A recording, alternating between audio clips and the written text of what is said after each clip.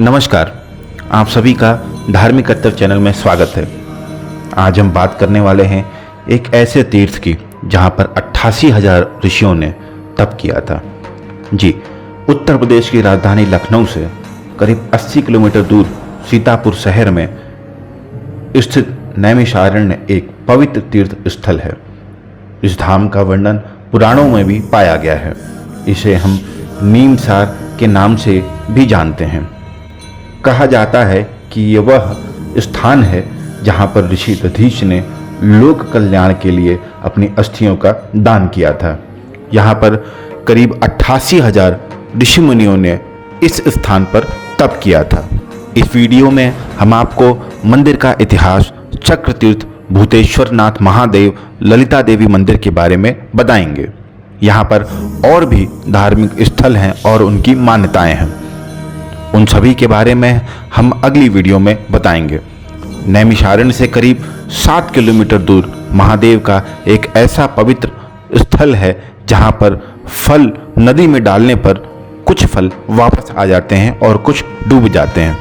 यह चमत्कारिक मंदिर नैमिषारण्य से 7 किलोमीटर दूर है। इस वीडियो में हमारे साथ पुजारी व महादेव भक्त श्री हरि कृष्ण दीक्षित, जिन्हें लोग भोलेनाथ के नाम से भी जानते हैं, उनसे देवी देवताओं की स्तुति भी सुनेंगे। तो वीडियो को अब हम प्रारंभ करते हैं। देखिए, 80,000 ऋषि मुनियों की तपोस्थली नैमिषारण्य। यहाँ पे 80,000 मुनियों ने तपस्या की थी। ये देखिए, ये चक्र तीर्थ है। अंदर आप देखेंगे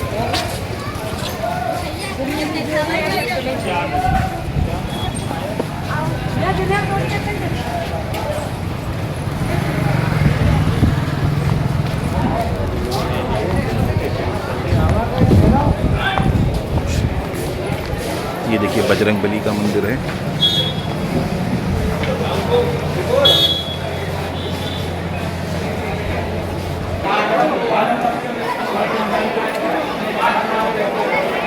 ये चक्र तीर्थ है। यहाँ पे हर समय जल रहता है।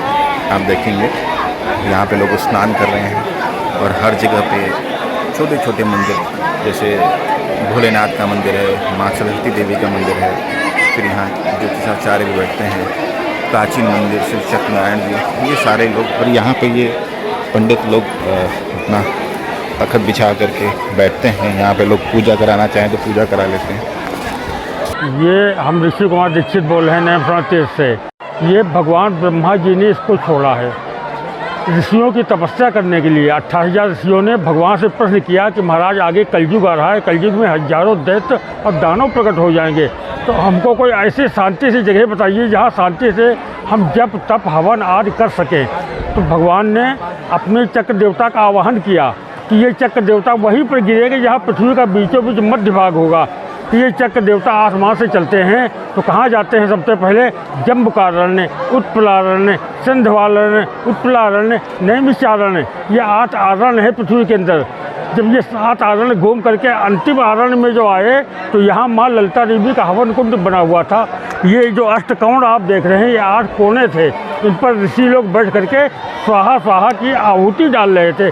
और चक्र और धुएं का जब आमना सामना हुआ, जैसे चुंबक खींचता है किसी चीज़ को, ऐसे चक्र देवता की धुरी को वो जो है चुंबक की तरीके से खींचने लगा चक्र तीर्थ, तो वो इसी में गिर गया।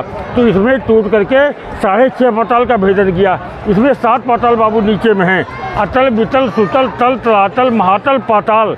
6.5 पाताल जब टूट गए तब ऋषि लोग हाहाकार मचाने लगे। कहा, महाराज कोई ऐसी हमको जगह बताइए जहाँ हम तपस्या करें। तो उन्होंने यहाँ पर के माता जी की प्रार्थना कल्याण हो, माता जी की प्रार्थना की। माता जी ने इसको 6.5 पाताल के ऊपर चक्र तीर्थ को रोक लिया है, तो वहीं से इसकी धारा निकली है और 24 घंटे बाबू इसका जल गंगा गोमती को जाया करता है। तो ये चक्र तीर्थ का आपको महत्व बता दिया। इसके बाद में यहाँ पर 88,000 ऋषियों ने तपस्या किया है। तपस्या करने पर भगवान ब्रह्मा जी सब देवता को लेकर के आए। यहाँ पर ऋषियों ने प्रार्थना किया, आग्रह किया, तो वहाँ पर वेद व्यास जी 4 वेद 6 शास्त्र 18 पुराणों की रचना की है। सूत जी ने शौनकाद ऋषियों को कथा सुनाई, जो आप सत्तर की कथा घर पे सुनते हैं। उसमें पहला अध्याय निकलता है, एक दाने विचारने ऋषि शौनकादया प्रपक्ष मुनिवे सर्वे सूतम पुराणिकम खलु। तो ये चकतीर की महिमा।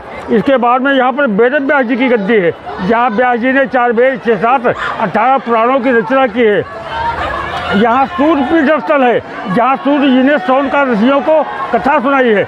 यहाँ हनुमान जी की गढ़ी है, जो 21 हाथ की विशाल मूर्ति हनुमान जी की है। ये 3 मूर्तियाँ भारतवर्ष में हनुमान गढ़ी के नाम से प्रसिद्ध हैं।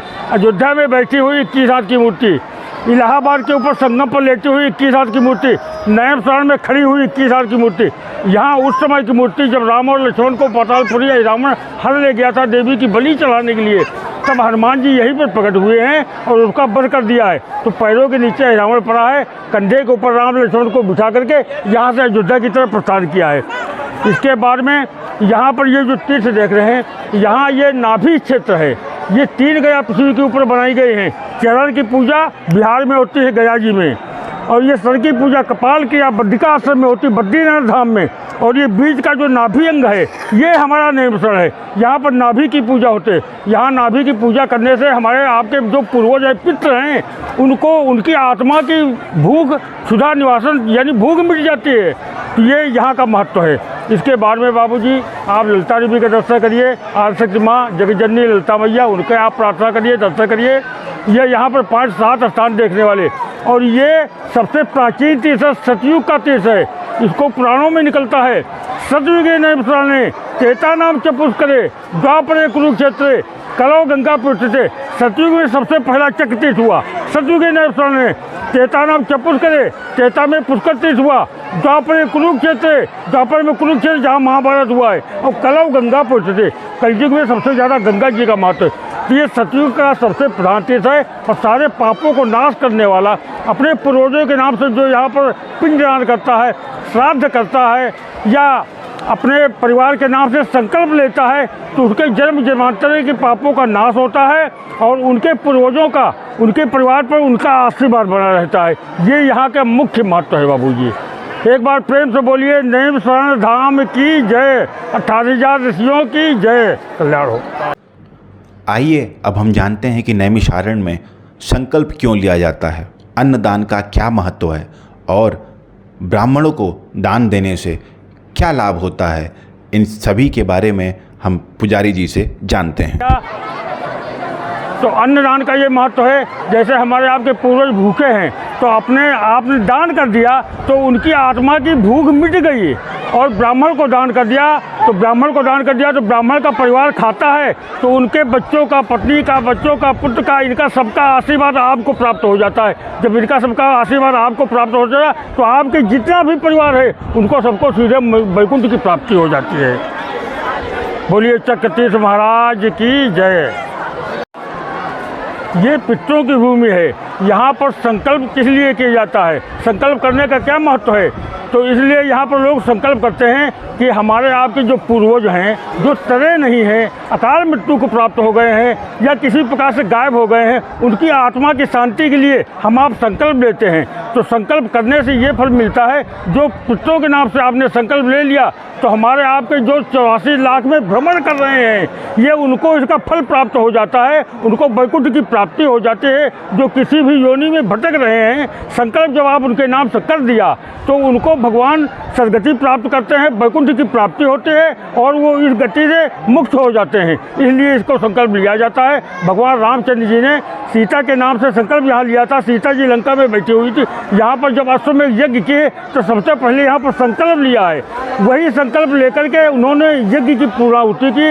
वही संकल्प आज भी चला है। हम आप वही संकल्प करके हमारे आपके पूर्वज हैं, उनको वैकुंठ में प्राप्ति हो जाती है। इसलिए इसका संकल्प का विधान ये है यहाँ का। ये देखिए, हम लोग श्री बद्री नारायण धाम में आए हैं। ठीक है, यहाँ पे भगवान का है। ये नैमिषारण्य में बद्रीनाथ धाम आप देख रहे हैं।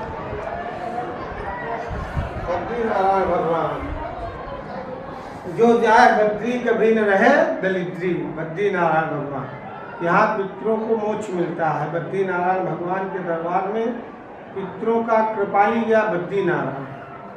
चरण गया गया की, कृपाल गया बद्रीनारायण, नाभि गया नैमिषारण्य। जैसे व्यक्ति माता पिता नानी नाना दाई बाबा का पिंड श्राद्ध करता है तो गया में पिंडदान करने से पितरों का पैर बनता है, पैर की पूजा गया में। और नाभि गया नैमिषारण्य, नाभि गया मतलब पेट, यहाँ पर जब व्यक्ति पिंडदान करता है अपने माता पिता नानी नाना दाई बाबा का, तो यहाँ पितरों का पेट भरता है।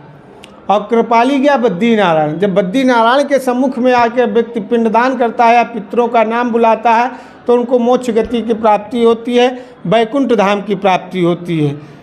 कि कृपाल गया बद्रीनारायण, कृपाल माने सिर की पूजा बद्रीनारायण धाम में। बोलिए बद्रीनारायण भगवान की, नैमिषारण्य धाम की, चक्र भगवान की।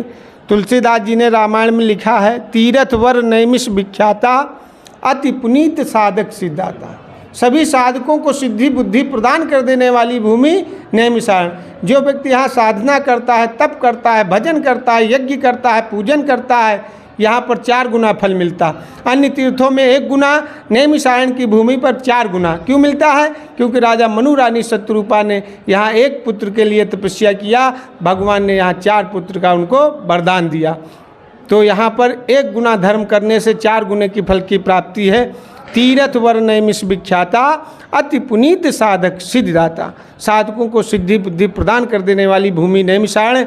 यहीं पर सूत जी ने बैठ करके 88,000 ऋषियों को भगवान सत्यनारायण की कथा सुनाई, जो आप घर में सुनते हो, जिसमें प्रथम श्लोक निकलता है, एकदा नैमिषारण्ये ऋषियः शौनकादया प्रप्रचुर मुनया सर्वे सूतम पौराणिकम खलु। सत्यनारायण भगवान की कथा यहीं से स्टार्ट हुई। 5 पांडवों ने यहीं पर 12 वर्ष तपस्या किया। महर्षि दधीच जी ने यहीं पर अपनी स्त्रियों का दान कर दिया। दानी तो बहुत राजा हुए, ऐसे ऐसे राजा हुए जिन्होंने सब कुछ दान किया, लेकिन महर्षि दधीच के जैसा दानी नहीं हुआ, जिन्होंने जीवित ही देवताओं के हित के लिए, विश्व के कल्याण के लिए अपनी अस्थियों का दान किया। उनकी अस्थियों से 4 वज्र बने, गांडीव पिनाक सारंग, गांडीव पिनाक सारंग, जिससे वृत्यासुर नामक राक्षस का वध हुआ। बोलिए नैमिषारण्य धाम की जय। पंडित सोनू शास्त्री, नैमिषारण्य। ये यहाँ से परिक्रमा प्रारंभ होती है, उसके बाद आप ये देखिए मंदिरों पे कितना अच्छा लिखा गया है। आप ये देखिए प्राचीन श्री राधा कृष्ण जी का मंदिर है, इसमें कपाट बंद कर दिया गया है। कितने ढेर सारे लोग दर्शन करने आए हैं, दूर दूर से आते हैं यहाँ पे लोग ये इस चक्र तीर्थ कुंड में स्नान करने आते हैं। यहाँ पे आप देख रहे हैं इतने ढेर सारे पंडित लोग बैठे हुए हैं। ये बाबा भूतेश्वर नाथ जी का मंदिर नैमिषारण्य धाम। यहाँ भगवान के जो है 12 नाम लेने से ही सारे पापों का अंत होता है। ओम सौराष्ट्री सोमनाथम च श्रीशैले मल्लिकार्जुनम उज्जैन्याम महाकाल मोंकाल परममलेश्वरम प्रलयाम वैद्यनाथम चडांगनम भीम शंकरम सेतु वंदे तु रामेश नागेश द्वारकावने वाराणस्या तु वेस्कम त्र्यंबकम गौतमी तटे हिमालय तु केदारम घूमे च शिवालय एतान ज्योतिर्लिंगान साया पाता पठे नरा सप्तम जन्म कतम पापम स्मरेण विनाश। ओम नमामि स्मीशान निर्वाण रूपम विभुम व्यापकम ब्रह्म वेद स्वरूप निजम निर्गुणम निर्विकल्पम निरीहम चिदाकाशमाकाशवासम भजेहम निराकार मोंकार मूलम तुरीयम गिरा ज्ञान गोतीतमीशम गिरीशम करालम महाकाल कालम कृपालम नागार संसार पारम नतोहम तुषाराद्रि संगास गौरम गभीरम मनोभूति कोटि प्रभासिरी शरीरम अस्रफुल मौल कल्लोल नीचारु गंगाल सज्जाल बालेन्दु कंठे भुजंगा चलत कुंडलम भूसुनेत्रम विशालम प्रसन्नाननम नीलकंठम दयालम मृगाधीश चरमांबरम मुंडमालम प्रियम शंकरम सर्वनाथम भजामि। प्रचण्डं प्रकष्टं प्रगल्भं परेशम् अखण्डं अजं भानुकोटिप्रकाशं करशूलनिर्मूलनं शूलपाणि भजेऽहं भवानीपतिभावगम्यं कलातीत कल्याण कल्पान्तकारी सदा सच्चिदानन्ददाता पुरारी चिदानन्द सन्दोह मोहापहारी प्रसीद प्रसीद प्रभो मन्मतारि न यावद् उमानाथ पादारविन्दं भजन्ति है लोके परे वा नारायणं न तावत् सुखं शान्ति संतापनाशं प्रसीद प्रभो सर्वभूतादिवासं न जानामि योगं जपं नैव पूजा न तोऽहं सदा सर्वदा शम्भुतुभ्यं जराजन्म दुःखोद तत्पयमानं प्रभो पायापन्नमामि शम्भो रुद्राष्टिकं विदङ्कोक्तं विप्रेण हर्त्यो से ये पठन्नरागतां तेषां शम्भु प्रसीदति। बोलो श्री शंकर भगवान की जय, अवतार की जय। हर हर महादेव, हर हर महादेव। जल चढ़ाए पूजन करे मुख्य मंदिर है भगवान शिव का। एक मुखी दर्शन है, एक दिन में 3 रूप परिवर्तन है बाबा का। प्रातः बाल अवस्था, मध्याह्न रुष रूप और सायंकाल दयालु। शिव के साथ महाविष्णु पीछे में विराजमान है। आप कहीं भी जाएंगे, जितनी भी शिव जी की प्रतिमा है, श्री राम रामेति रमे रामे मनोरमे सहस्रनाम तातुल्यं श्री राम नाम वरानने। बोलो श्री राम भगवान की जय, बोलो श्री विष्णु भगवान की जय। नीचे में 3 द्वारपाल विराजमान है। जय विजय गरुड़ जी महाराज। काशी में विश्वनाथ, काशी में जाते वहाँ विश्वनाथ जी का दर्शन है। गया में गजोधरनाथ, गया जी में गजोधरनाथ जी का दर्शन है। नेपाल में पशुपतिनाथ, नेपाल में पशुपतिनाथ जी का दर्शन है। और नैनीताल में भूतेश्वरनाथ महान। ऐसा दर्शन भारतवर्ष में सिर्फ 2 जगह, प्रथम नैमिषारण्य में क्योंकि एक मुखी स्थान है और दूसरा आपके नेपाल में पशुपतिनाथ का। उधर में चतुर्मुखी है, ये भगवान का एक मुखी है। वो दर्शन यहाँ पे भगवान शिव ने दिया। भगवान को जल चढ़ाए, पूजा करें, नाम गुण बोलिए। कल सोमवार है, बाबा का अभिषेक श्रृंगार है। जिस लायक प्रभु ने बनाया हो, बच्चों के नाम, परिवार के नाम, व्यापार के नाम से अपना दान। ये ऋषि दधीचि हैं जिन्होंने अपनी अस्थियों का दान कर दिया था। देवताओं की रक्षा के लिए महर्षि दधीच ने अपनी अस्थियों को दान कर दिया था। ऋषि दधीच को भगवान भोलेनाथ का देवादिदेव महादेव का परम भक्त माना गया है। और आप ये देखिए, कार्तिकेय जी भगवान भोलेनाथ के पुत्र हैं। कार्तिकेय जी, उनकी भी मूर्ति यहाँ पे है। अब आप आइए, आगे चलते हैं मंदिर के। ये देखिए शिवलिंग है यहाँ पे, आप देख सकते हैं।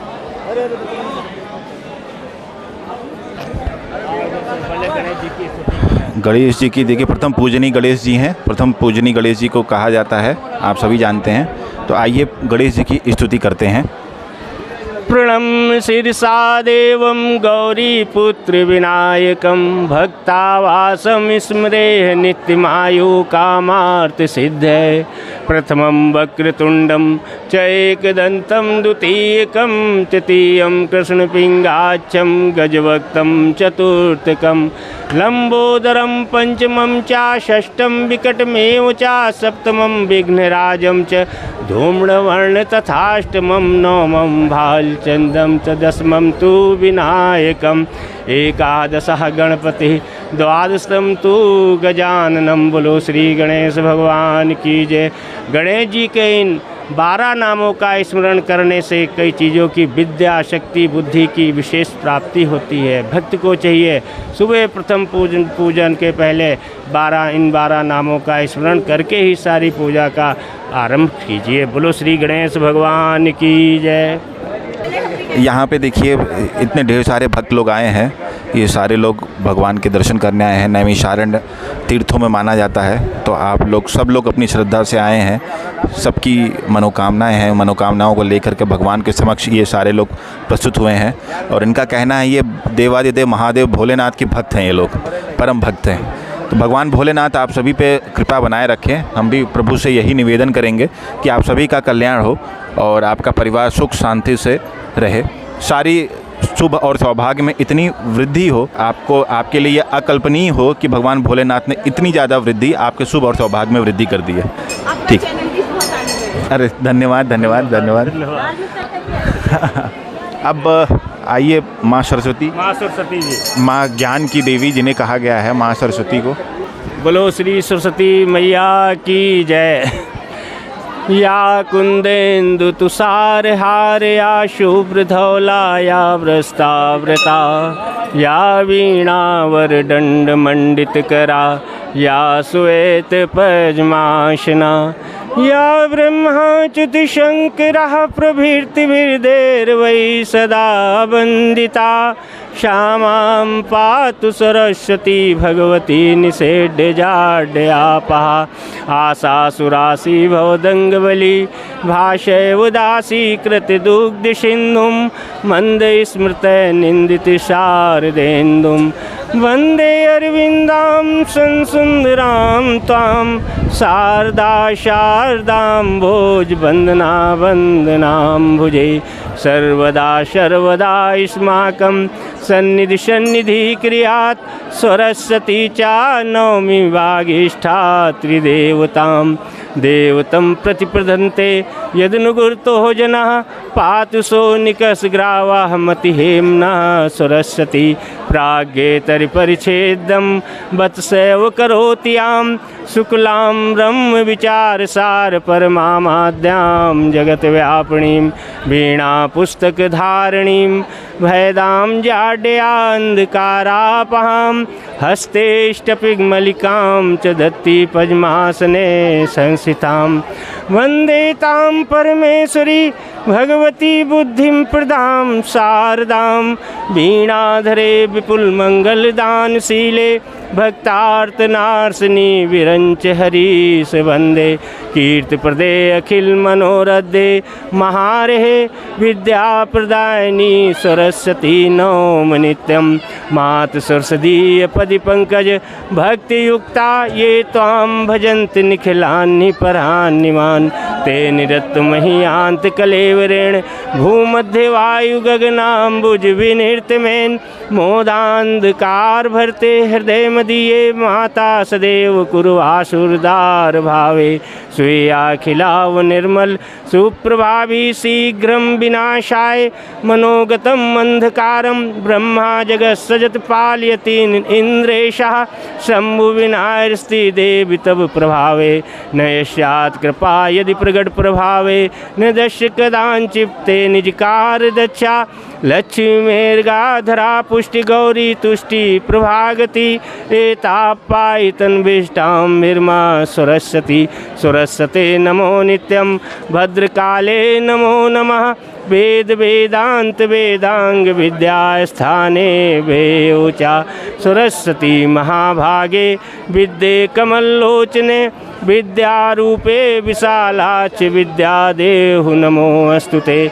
यदंशरं प्रदं भ्रष्टं मात्राहीनं च यद्रवेत् तत्सर्वसमक्षां देवी प्रसीद परमेश्वरी। ये माँ सरस्वती का स्तोत्र का पाठ करने से महाबुद्धि की प्राप्ति और सभी सुखों की प्राप्ति होती है। माँ सरस्वती उसके विवेक ज्ञान को खोल देती हैं और सारे अंधकार को दूर कर देती हैं। बोलो श्री सरस्वती मैया की जय। ये देखिए यहाँ पे सारे लोग स्नान भी कर रहे हैं। अभी आपने भोलेनाथ की स्तुति सुनी, माता सरस्वती की स्तुति सुनी। आप देख सकते हैं यहाँ पे कितनी मान्यता है, कितना भीड़ है। और नवरात्र में और बहुत सारे मौके ऐसे पड़ते हैं जहाँ पर यहाँ पे पैर रखने की भी जगह नहीं पड़ती है। पीपल का वृक्ष वासुदेव जी जिन्हें कहा जाता है, श्री पीठ माता महालक्ष्मी मंदिर, महालक्ष्मी जी की मूर्ति है। अब आप आइए हम महालक्ष्मी जी की स्तुति करते हैं। बोलो श्री लक्ष्मी मैया की जय। नमस्ते अस्तु महामाये श्रीपीठे सुरपूजिते, शंख चक्र गदा हस्ते महालक्ष्मी नमोस्तुते। नमस्ते अस्तु गरुड़ारूढ़े कोलासुर भयंकरी, सर्व पाप हरे देवी महालक्ष्मी नमोस्तुते।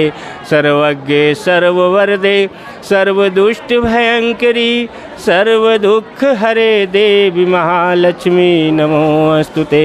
सिद्धि बुद्धि प्रदे देवी भुक्त मुक्त प्रदायिनी, मंत्र पूते सदा देवी महालक्ष्मी नमोस्तुते। आदंत रहिते देवी आदिशक्ति महेश्वरी, योग जे योग शंभुते देवी महालक्ष्मी नमोस्तुते। स्थूल सूक्ष्म महारौद्रे महाशक्ति महोदरे, महापाप हरे देवी महालक्ष्मी नमोस्तुते। महालक्ष्म्यष्टकं स्तोत्रम यः पठेद भक्तिमानरः, सर्वसिद्धिं वाप्नोत प्राप्तो निराज्यं प्राप्तो निसर्वदा। एक काले पठे नित्यं महापाप विनाशनम, दुकाले या पठे नित्यं धन्धान संविता।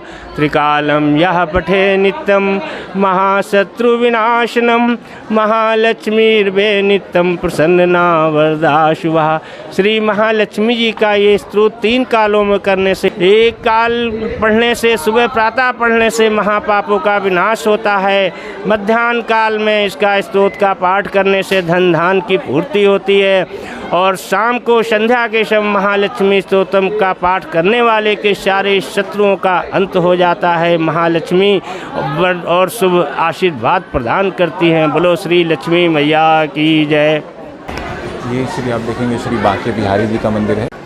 कृष्ण जी और राधा जी हैं बांके बिहारी। आप जानते हैं बांके बिहारी जी को, वृंदावन में कुछ दिनों पहले ही जन्माष्टमी गुजरी है, तो बांके बिहारी मंदिर में कितना ज़्यादा आनंद आया होगा, यह आप न्यूज़ चैनलों के माध्यम से और कई यूट्यूब चैनलों के माध्यम से आपने ये देखा होगा कि कितना ही आनंद आता है। तो आइए अब आगे चलते हैं।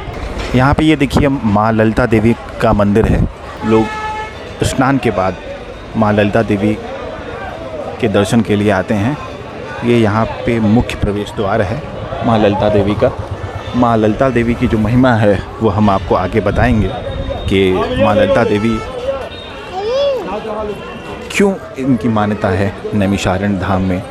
आप ये देख सकते हैं मुख्य प्रवेश द्वार है, यहाँ से भक्तों का प्रवेश होता है। और आप यहाँ पे देखेंगे, ये देखिए यहाँ पे ये लिखा हुआ है माँ ललिता देवी के बारे में।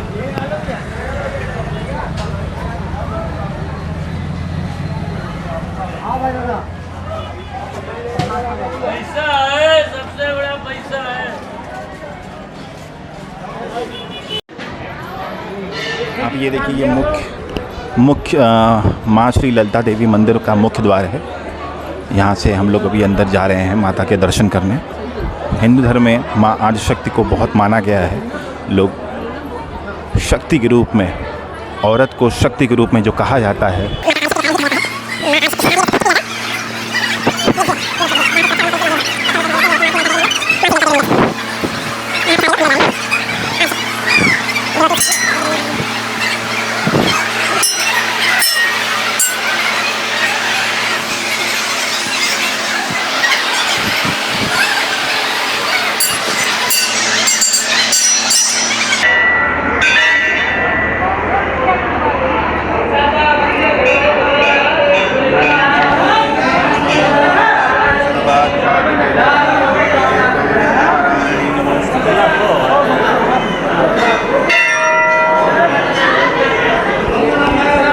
ये मंदिर का गर्भगृह आप देख सकते हैं। ऊपर देखिए माँ शक्ति की मूर्ति है।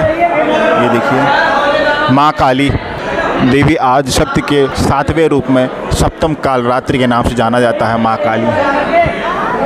ये माँ ललिता देवी, माँ ललिता देवी, माँ ललिता देवी।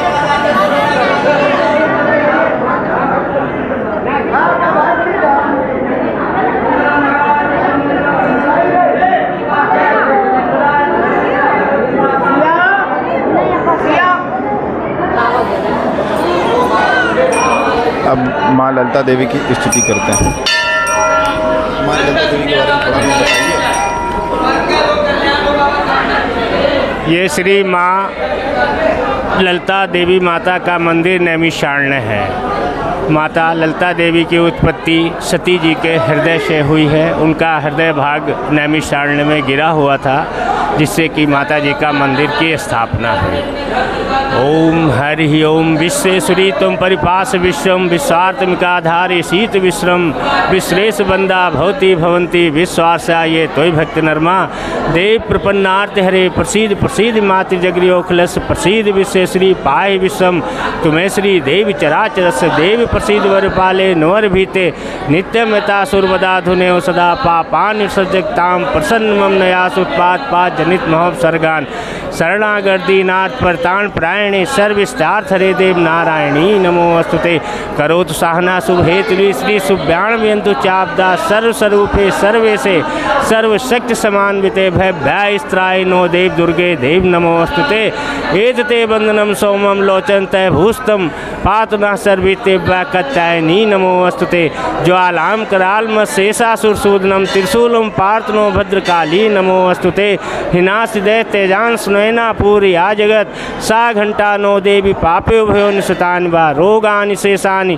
परहंस तुष्टा रुष्टा तु कामान सकलान भीष्टान त्रुमास्तानाम च विपीर्णानाम त्रुमास्ताम हा संता प्रयंती ओम जयंती मंगला काली भद्रकाली कृपालिनी दुर्गा समा शिवा धात्री स्वाहा सुधा नमो अस्तुते देहि सौभाग्य मा रोगम देहि में परमम सुखम रूपम देहि जयम देहि यशो देहि दिशो जयि दुर्गे स्मृता हर्तिम भीष्म सजंतो स्वस्थे स्मृता मतिम तीव सुधाम ददासी दारिद्र्य दुख भय हारणी का तुदन्या सर्वो करणाय सदांस्ता शूलेन पाहि नो देवी पाहि कंगेन चाम्बिके घंटा सुनैन ना पाई चाप सुनैन सा विद्या समस्ता इस देव वेद्या स्ति समस्ता सकलान जगसु तोय क्या पूरी मुंबई तत्गाते स्तुति प्रामोक्ति सर्व मंगल मांगले शिवे सर्वार्थ साधके शरण त्र्यंबके गौर नारायणी नमो स्तुते सर्वदा सर्व कार्य सुनास्ते साम मंगलम ए साम हस्तो भगवान मंगला तनय हरि ओम दुर्गे ओम ललिता देवी नमस्तुभ्यम ललिते देवी नमस्तुभ्यम सर्व कामार्थ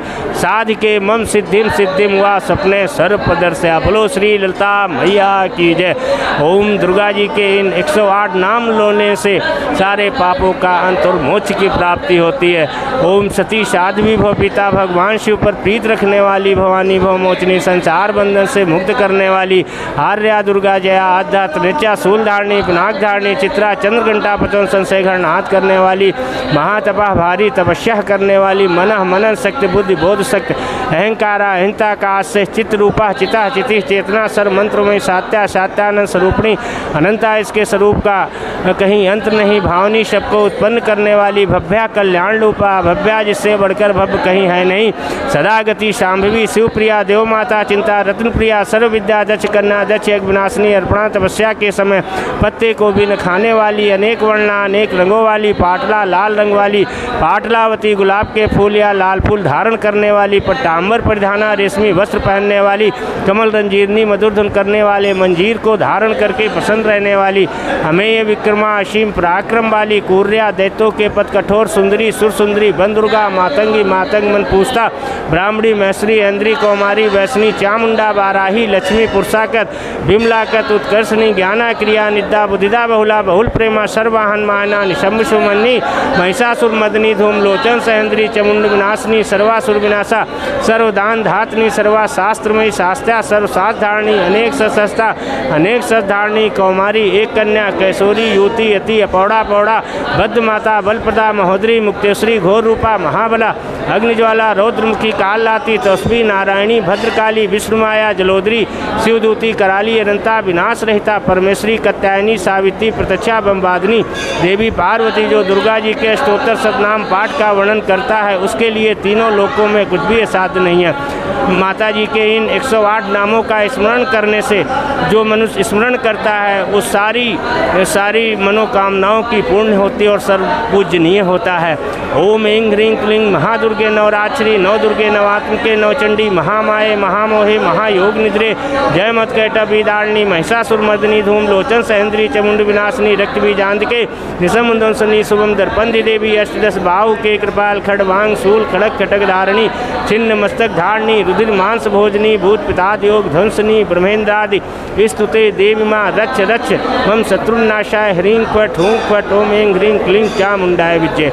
ये निवारण मंत्र है माता दुर्गा जी का। इस मंत्र को जपने से जिसका भी नाम ले लीजिए सारे कष्टों पे तुरंत ही आराम मिलता है। बोलो श्री दुर्गा मैया की जय, बोलो श्री ललिता मैया की जय।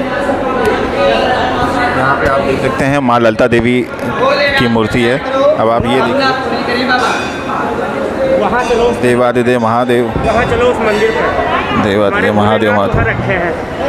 आओ आओ पहले आओ। अब हम आ चुके हैं नीमसार से 7 किलोमीटर की दूरी पर स्थित देवादिदेव महादेव का एक विशेष मंदिर।